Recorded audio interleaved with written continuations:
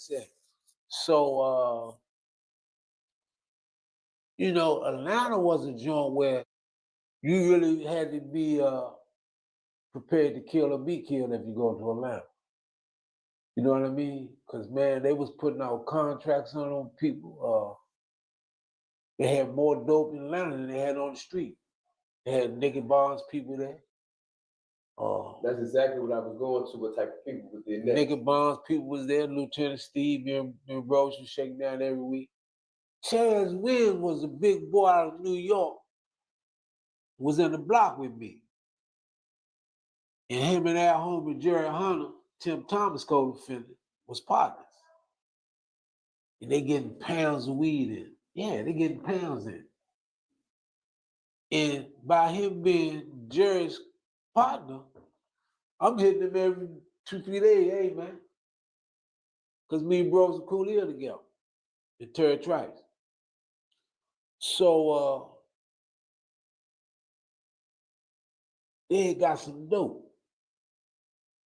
So me and Brodus and Terry Trice was together, and we had got word that say, don't let Fly and Brodus know, man, we got nothing.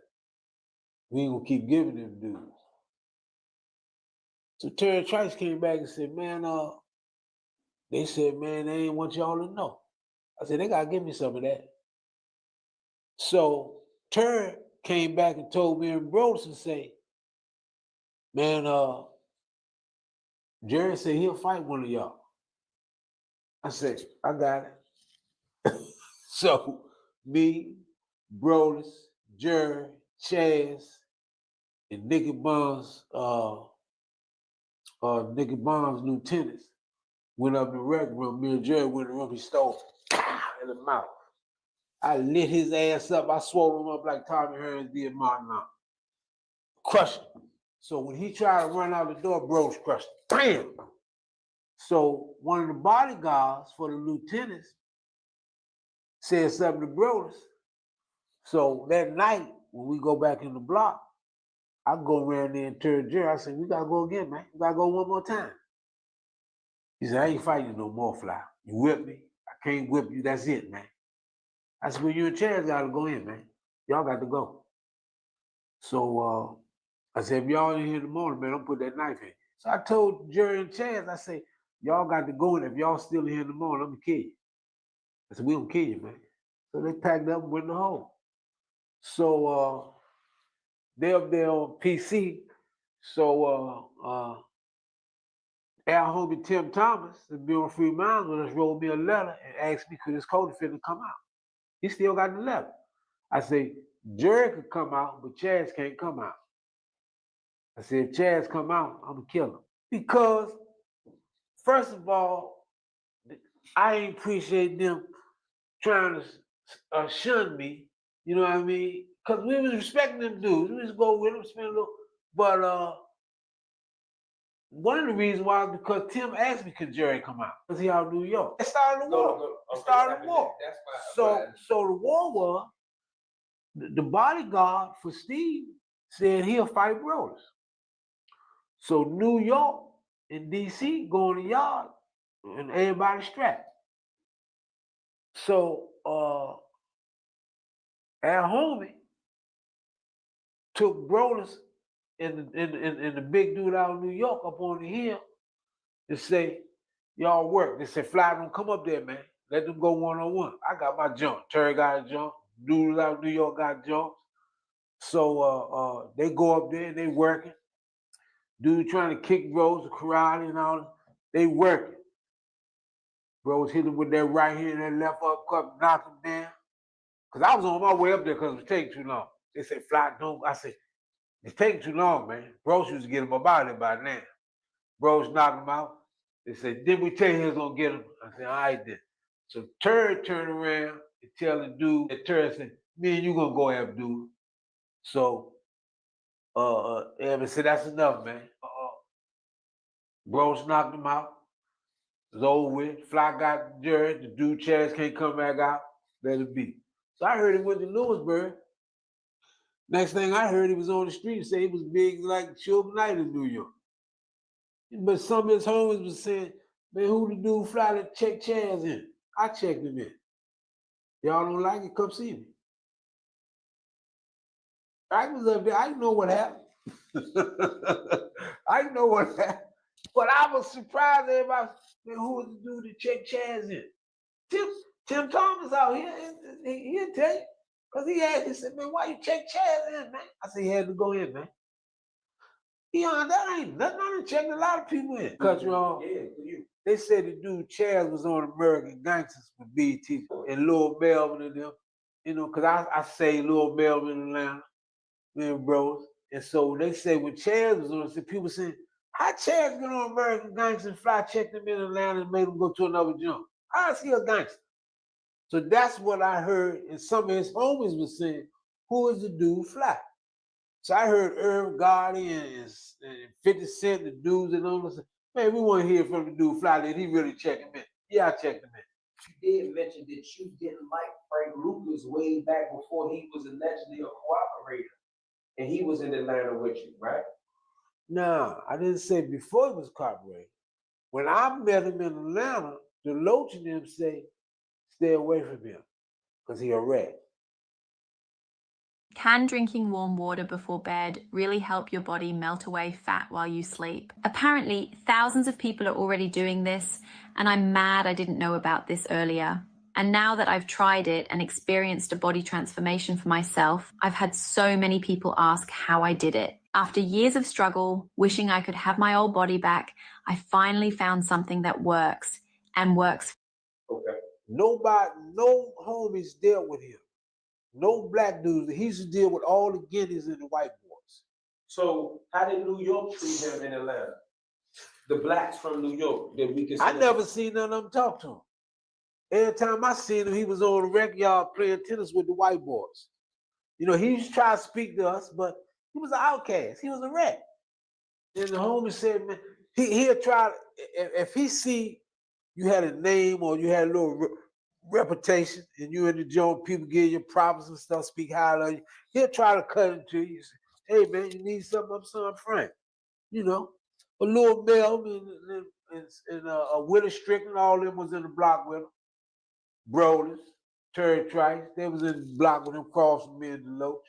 Me and Deloach was in C, they was in D. Willie Strickland was the most dangerous killer in DC jail when I first went to DC jail. I'm talking about that.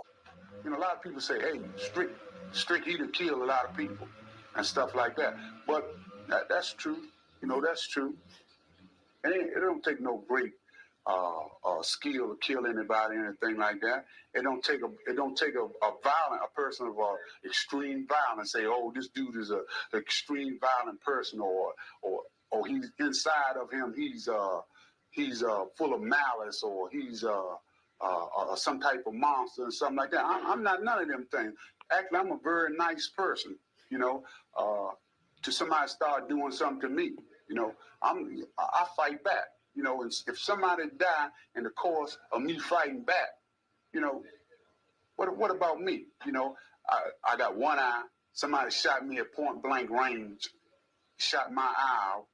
I got 2 working fingers. I got 2 working toes where somebody done shot me. Jail was shook. Administration, when they move him, they lock the whole jail down. Oh, that's real deal. Man, this man was killing like he was Clint Eastwood, was wearing ponchos and flipping them over with 2 shotguns. Yeah, he's real deal for real. I seen him put a dude's eye out in jail with a pencil, an ink pen. He bite people's nose off. This dude was killing, man. Yeah, he was a creepy killer. You know, he'll sneak up and kill. What you killing for? You know what I mean? But see, in fact, the same parallel is like Slim. They say Slim come out of youth center, just went off. That's the same thing with the street. He came home from our Lord, wasn't no killer, and just started killing. Yeah, late 60s, came home and 70 like me. We came back in the same time. If you be locked up a long time, you get used to anything. You can get used to being by yourself. You can get used to what, yeah, you know, like, I'm you know, it's just me against the man. You know, the man, you know, he want to lock me up, so who I got to cry to? who really cares? Do you think that anybody in society really care about what the man do to me inside these prisons? So who do I cry to? So I do my time. You know, he can't lock me. I feel like this. He just can't lock me up forever. I know I can't do no 4 life sentences in a cell. About 48, 47, 48. That's what I think he said. Yeah. Maybe 49, but I definitely know 48, 47. Yeah, he came home about a year before me. I got my car when I was in the hardware house because I was tired of you and people coming all the way there, Newport News, Virginia, and taking me to eat. And when I started getting my weekend passes, I couldn't get somebody to come over there and get me for the weekend.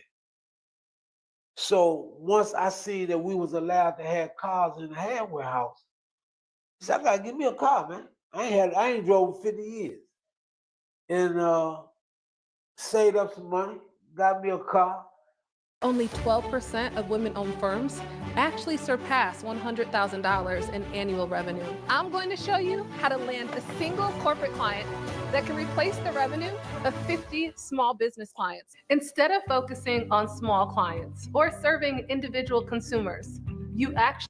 And my lawyer say, my sister-in-law in New York is scared to drive in New York because she said the traffic's so bad. And I got a man just did 50 years to drive all over DC, Maryland, Virginia. She said, but my point is, you have your mindset, Ian. You know, you have to have a mindset, man, I'm gonna do what I want to do. I'm gonna do what I'm supposed to do. And I'm independent. I ain't gonna depend on nobody. I ain't getting on no bus. I ain't got no money to use no Uber every day. So I wanted my own car. Took me about some months to really adjust because I was crashing and everything the first few months. You know what I mean? Because everything just changed out here. You can turn right on red light and all these traffic lights and signs and photos if you drive fast. You know, I had to adjust to a lot of stuff, man, that wasn't out here in the 70s. I didn't know nothing about the internet till I was getting ready to come home and Silk stopped me and say, hey, man, some people be on the internet doing certain stuff, and you gotta do this for me. I ain't know nothing about, I mean, I used to see little stuff on TV and commercials and stuff, but I didn't understand the magnitude to it. I didn't know this joint is a blessing and a curse, man. This is a vicious joint, man. You can be loved on here, you can be slandered on here. You know what I mean? People talk bad about you, lie on you, slander your name, drag your name through the mud. But at the same time, you can get a lot of love on this jump if people embrace you. So I'm one of them dudes, man. I learn as I go along. I'm self-taught. I'm self-educated. You know? And I pick up, I watch, I listen. Same thing like a fight in the ring. If you see a dude do a move, I get that move. The same thing about life. The hustling game, the business world. You have to learn how to adapt. You agree? I definitely agree. I just wanted to see. You gotta learn how to steal. You gotta know how to steal from people too. You see somebody. That's what they say artists do. Yeah, you gotta steal. You know what I mean? Hey, Fly, you got some more hoodies? Yeah. Nah, I ain't got no more hoodies. All the hoodies. We got left in the shirt? Shirts. We got shirts. I can person get a shirt. Contact you or me. You know, we'll meet them. Get them. They've been going. We ain't got nothing left but the large, extra large, 2X. All the hoods went just like this because it's cold, you know? All right, man. I'm gonna wrap this one up for the day and double back on some other things, man. I appreciate your time, man. I know one thing for sure. We can talk about some topics today. Shout out to Lil Reggie, man. I love you, champ. You know what I mean? Shout out to Abdul Shakur, trying to help me, man, get something started about this movie. And shout out to my family, my children and grandchildren, man. I thank you, man, for the opportunity to come sit with you today and talk to you, man. All right, man. Assalamu alaikum. Wa alaikum assalam. Bless you, man. For me and probably a lot of the healthcare audience, security audience, a lot of what we look at are lagging. We call them lagging indicators of AI being a part of a larger workplace violence prevention program. So if you're using AI in some way, shape, or form, whether it's again analytics, response time, shortening response time, or weapons detection, and you're looking at struck by patient metrics or data, number of indemnity claims, medical claims, incidents. For us, a lot of what we're doing is seeing where that plays in, and again, it's not just technology. There's the human component is really what's driving it. And it could be, even clinical education of de-escalation programs or security de-escalation programs. All those things are factors in driving down workplace violence metrics. We all know that. But seeing a defined line of where maybe you are reallocating resources and saying, well, since we now don't patrol and we use these rounds, again, back to my example of rounding,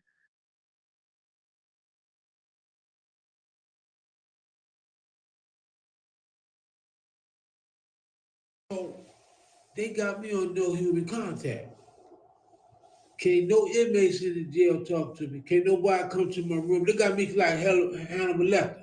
Do you know of anybody else that they had on that status at that time? No.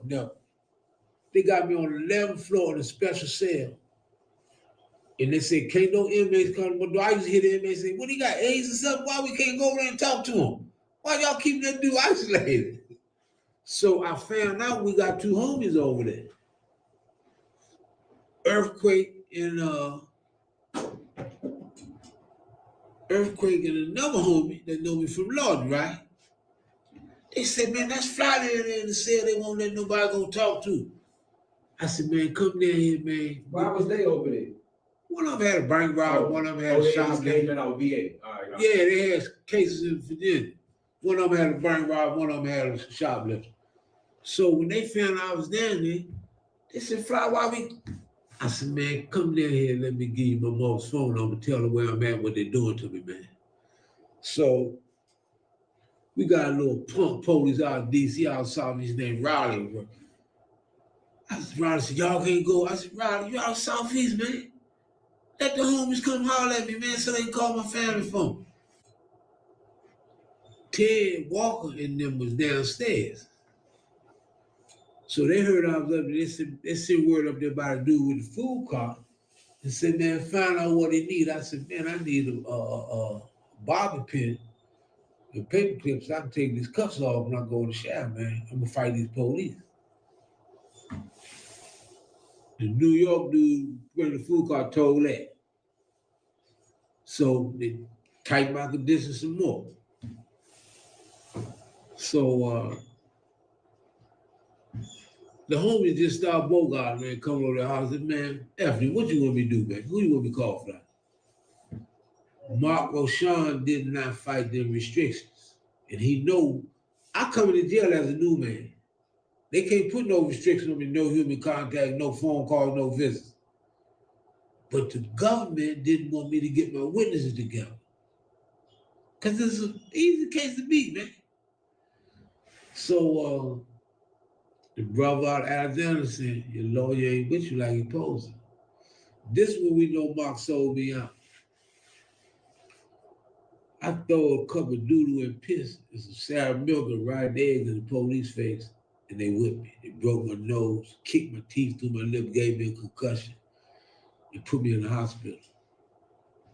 This paperwork, they beat me so bad, young, I look like Martin and Tom Hearns got him. So look, so when I come back from the hospital, they put me back in the cell. I told the police, I said, soon my face go down, we going again. We gotta go back. Yeah. They said, man, we gotta get him out of here.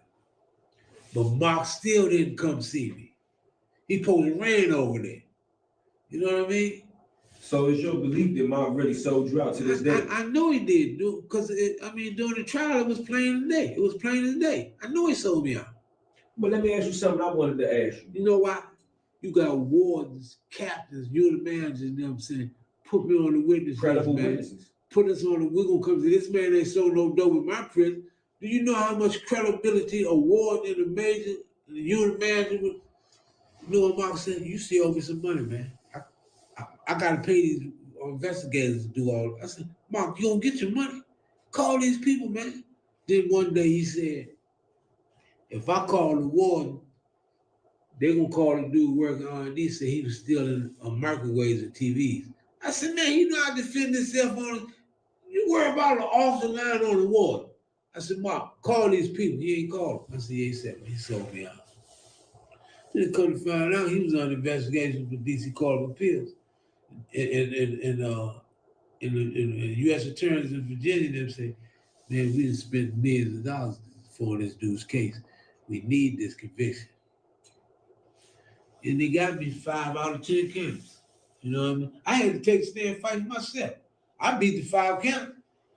I took that stand, was rumbling, because I'm pointing out inconsistencies. I'm pointing out lies. I'm pointing out dates and stuff that don't make sense. Cue music! Come home for the holidays to Disney Plus. Santa's coming to town! The magic is starting. With family reunions. Let's go. Epic feasts. We're in for a treat. You hear that? And holiday cheer. Curry puts up a three-pointer. Now bundle subscribers can watch select Hulu and ESPN Plus favorites on Disney Plus. Yes! This just feels right. This holiday season, there's something for everyone on Disney Plus. Wix gives you the power of AI to build the website you need. With full business functionality and a design tailored just for you. Customize every element of your website and watch your vision come to life in minutes. Control everything from the biggest tasks to the finest details. Personalized, optimized, ready to go live. You know what I mean? And my co-defendant, the school teacher, Glenn, he got found not guilty. He's still around? He died. So if the witness is saying the school teacher is my supplier and the jury don't believe him and acquit him, how they gonna convict me? But all the stabbings, all the garbage, all the records changing, had relationships with women, and he got all this. You know, man, you got them old Europeans sitting on the stand, man, and everyday working people, and they paint this picture of me like, and they look at me frowning, and black nigga got all this power in jail. He doing all this stuff in jail. You know what I mean? So, you know how it go. And then the prosecutors and them, they lie so much. You got everyday normal working day people, they don't believe that the feds and the FBI lie. They think everything they say is the gospel. You know what I mean? Hey, out of the 9 months that you was in Marion, right? You was in Marion 9 months between point A and point B, right? Yeah. Did you ever see a discovery? No. Never seen discovery. Never seen nothing until I got back in Alexander to go to court in Arlington. So you didn't even know who was testifying against you, but nothing. You know, the dude sold me out, man. It's plain because I didn't know nothing about the law. But once you get convicted, federal law, right? Yeah, federal law. But once you get convicted and you go to the feds and you got a life sentence, man, them jailhouse lawyers, I mean, everybody's fighting. You know what I mean? All of this law book. God, Beatty said, all of these cases, Beatty helped me with law. I got so many people help me, and I'm not dumb. So all I gotta do is read. You know what I mean? He didn't do that. He should have did that. They can't charge me with that. You know what I mean? And my sister got one of the young girls used to come see me to sign an affidavit and to do a video with the lawyer saying that Dan Sparks threatened to take her daughter and she wouldn't lie on me. They got my sister's phone tapped. So when Dan Sparks gets the phone, he said, go get his sister. And then he go get the girl and said, now you gotta lie on his sister. That's how vicious they are, you know? This woman ain't never been in jail a day in her life. Don't smoke, don't drink, don't go to the club.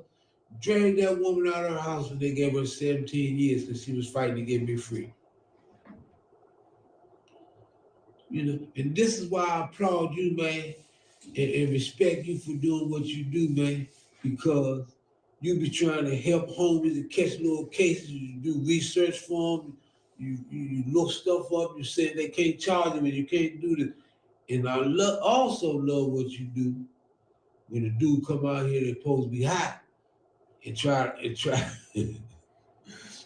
to mingle and integrate with certain dudes. You hot. You can't come here. You hot.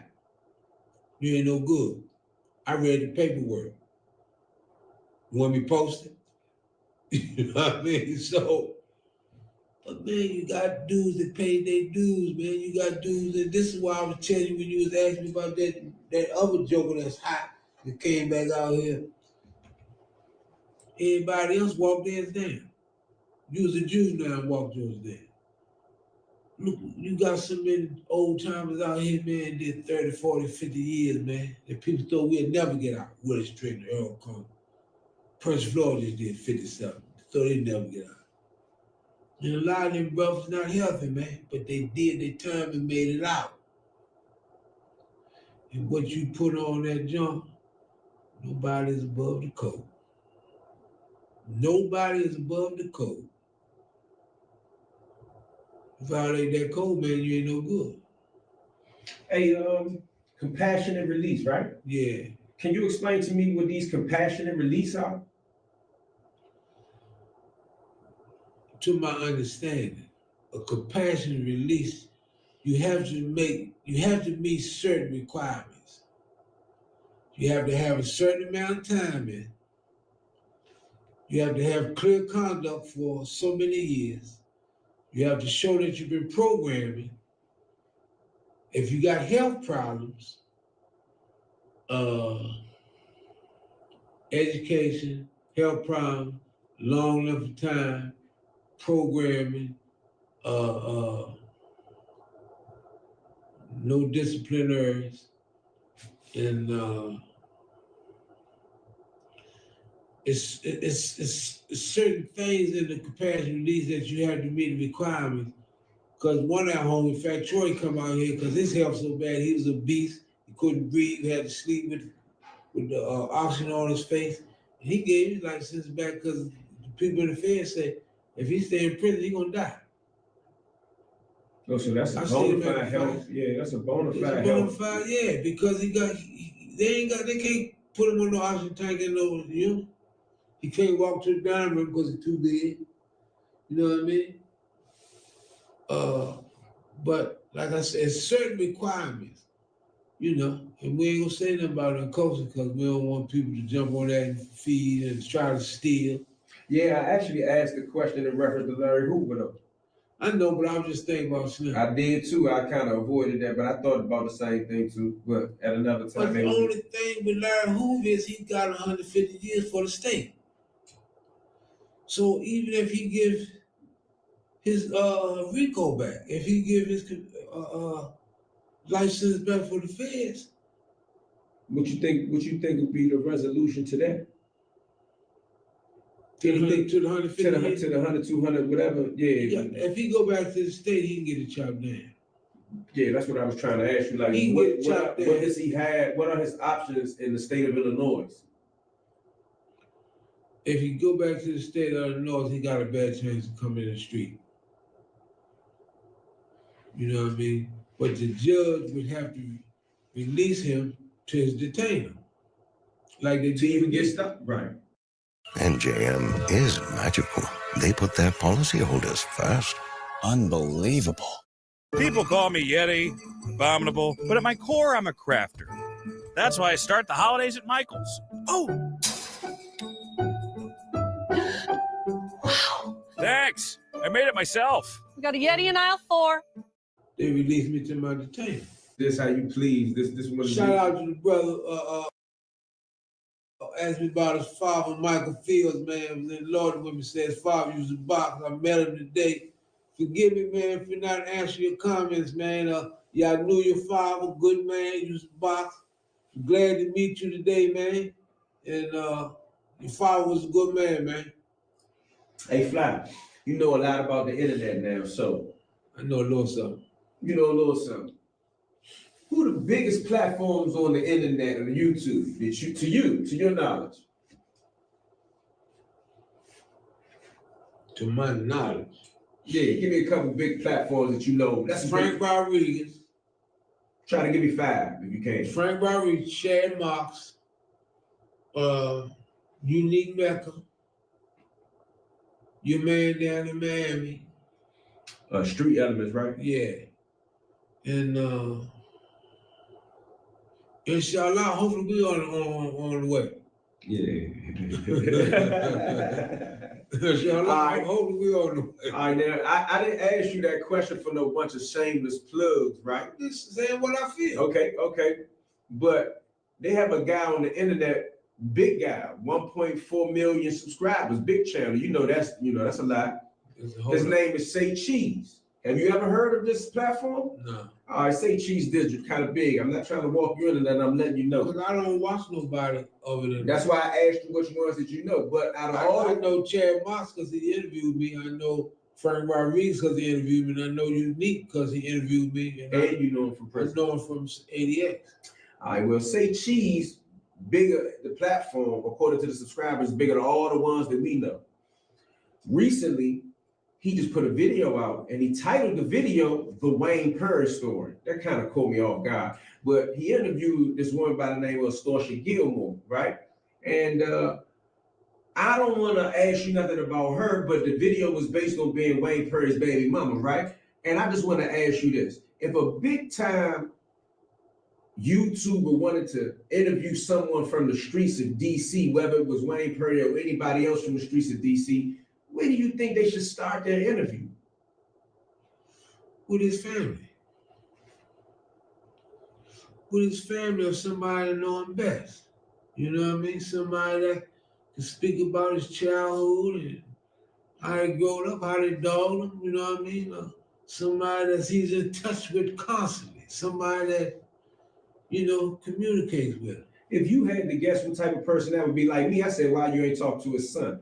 What type of person would you think that, like, I interviewed you about Wayne Perry because you know Wayne Perry, you did time with him, but on a civil tip, if you were a big time interviewer, who would you interview? Like a mother, a son? Well, maybe he can't get in touch with nobody except her.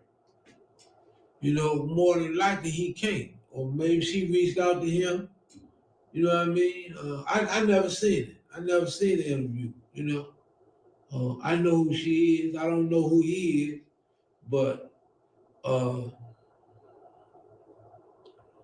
ain't no telling why he reached out to her or how they connected. But he got family members, man. He got people that's still in his life and support him. My dude said the other night on the internet, man, the Wayne Perry story is dead, is beat to death. I don't really think the true Wayne Perry story has been told. What do you think about that? No, not the true Wayne Perry story. So do you think that if Wayne was to get behind a particular story about his life, that he still could do some of these things that other people do? He got a lot to say, man. He tell me all the time, man. First of all, he want everybody to know he ain't the same dude came to jail 32 years ago. Nobody remained the same after decades in prison. You know what I mean? Unless you're a damn fool. But this dude is brilliant, man. This dude has got a serious mind on him, man. And once he became a Muslim,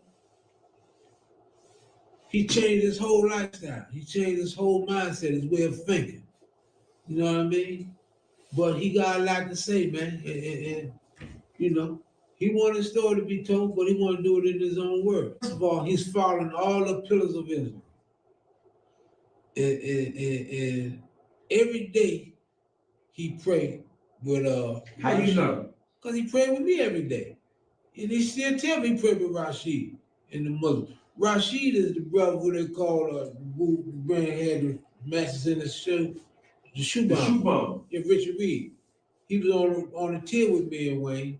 And he know this deen. What does Wayne do from the time they pop yourselves to the time they lock yourselves when y'all on the ticket? Because I think some people think Wayne is just in a corner somewhere. What does human Wayne, the prisoner, do when you want to ticket with him from sun up to the sundown or whenever y'all go to sleep? First he go get his breakfast.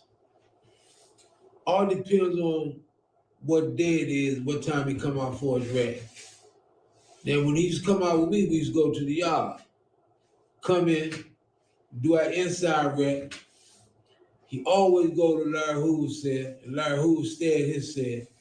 You know, maybe we do our little workout, but he don't miss no prayers. You know, and they got a policy that even when it ain't no rec, the police gotta let the Muslims out to pray together in the rec cave. So me, him, Rashid, and brother Khalil was the 4 Muslims. We used to pray together. Khalil, the imam. Where he from? Egypt. You know, and Rashid is from London, but he course came from Afghanistan. And these are pious Muslims, you know what I mean? And I asked you this for a reason because a lot of people speaking on Wayne Perry now and again, but I said to myself, I said, fly, not to maybe you bought me that book. And you know what? I never even knew it existed till he said, I want you to read this, man. The 99? Yeah. And I said, is that how you feel? I said, do you feel bad because what you did? He said, real bad. I say, do you ask Allah for forgiveness every day? He got so much literature and hadith and literature on forgiveness because he really feel bad, man. And he feels real bad because that rat told on him, you know what I mean, came in the street, even though he did that, and Wayne couldn't wait to send me that article when they killed him. You know what I told him? I said, guess what Wayne just sent me? To kill Alpo.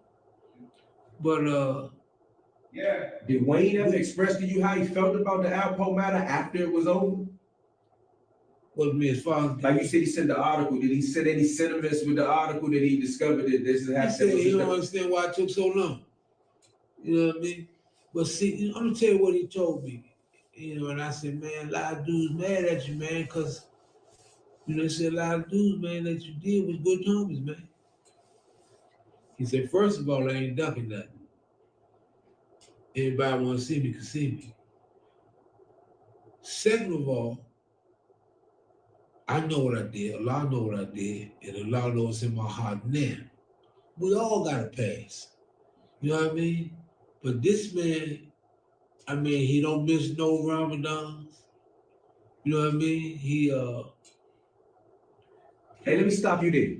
I want to address something else. A guy just recently said, all the dudes who be big killers and gangsters, when they go to jail, they get some glasses and put a kufi on to change their name to Akbar. Wow. Do you skip that part? Wow. I wanted to put you in that position, that wild position. Man. All right. Man. Now, is Wayne the type of guy that got to go to prison and pretend to be Muslim and do his prayers and obey what the Imam says for protection? He fought for years to become a Muslim.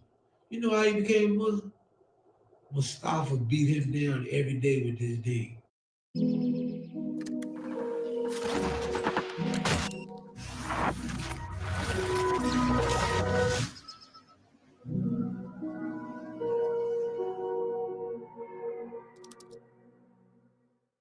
Sandstone Care helps teens, young adults, and their families overcome challenges with mental health, substance use, and addiction. We understand that people are far more than a diagnosis. Behind the labels of addiction, mental health issues, or substance use, there is a person with their own story, goals, and potential. That's why our tailored approach offers age-specific care and unique, individualized treatment plans. Our expert team relies on proven scientific methods, so our clients always receive the highest standards of care. With a commitment to small group sizes, we ensure that you're never lost in the crowd. Every person who trusts us with their treatment will get the personal attention they need to reach long-lasting results. Yeah, you gotta, I mean, it's the thing to propagate the thing, especially when it's misunderstood or misrepresented or something. Like you're always supposed to say something like to correct it, you know, in a humble way, for it won't lead to nothing. Because if it leads to something, you know, it's all for the sake of Allah, you know. Lord Mustafa. Because when he seen me and seen Osmond, he said, you gotta come back to the moles, man. You gotta come back to the Circle 7. I said, that's not true Islam. Anyway, you know, he feels aggressive, right? Well, I know. He a Muslim, so he giving me dawah, and I'm like, man, I don't with that stuff. I don't mess with that, because I don't like the way he presented. Right. So, hell with that stuff. You know what I'm saying? So then he was telling me about you all is a false prophet and this and that. I said, man, it's gonna make me punish you. So we going at it. You my cousin. I love him more than I love myself. I'm like, man, he said, man, just start reading the Quran, study the Quran. So I read Surah 33, Ayah 40, where Allah subhanahu wa ta'ala says that the Prophet sallallahu alaihi wasallam is the seal of the prophets, right? And one day I just came out and I took Shahada with Zulu, right? I said, you need to open up this Quran. And what he did, they started bringing the Muslims and terrorists to ADX. Muslims from Egypt, Turkey, or all over the Middle East. And some of these Muslims are so pious. And that's how Mustafa walking down. Yeah, walking down. And this is how Mustafa started growing in his thing. So, you know, once you get this revelation from Allah, you can't shake it. So Mustafa was just a messenger. He just was the messenger to keep coming to him. Man, this man, I said, is that why you put the Zulu on your name? He said, yeah, man, because it's Shorty. He said, I love Shorty so much. He said, this deed is the best thing that happened to me in my life, man. He said, if I don't never get out, as long as I die Muslim, I'm all right with that. All right, so listen up. State Farm was trying to charge me $197 for car insurance. No, thank you.